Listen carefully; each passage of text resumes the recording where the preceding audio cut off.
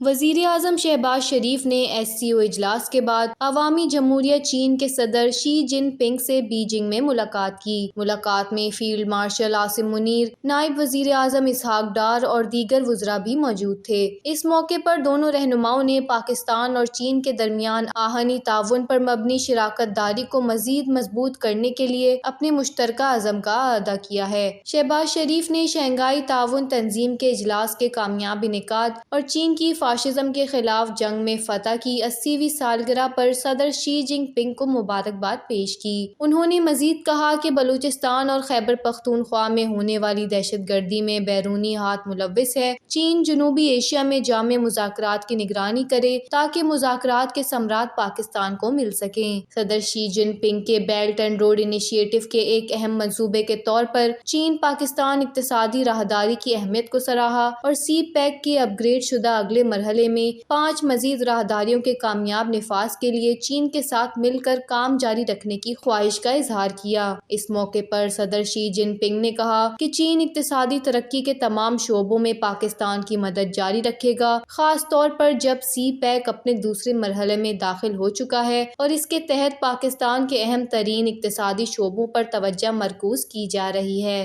چین کے صدر نے مزید کہا کہ دہشت گردی کے خلاف جنگ میں بھی چین پاکستان کی حمایت کرتا ہے اور امید ہے پاکستان چینی عملے، منصوبوں اور اداروں کی حفاظت یقینی بنانے کے لیے مؤثر اقدامات کرے گا۔ دونوں رہنماؤں نے اہم علاقائی اور عالمی پیش رفت پر بھی تبادلہ خیال کیا اور اس سلسلے میں پاکستان اور چین کے درمیان قریبی تعاون جاری رکھنے پر بھی اتفاق کیا۔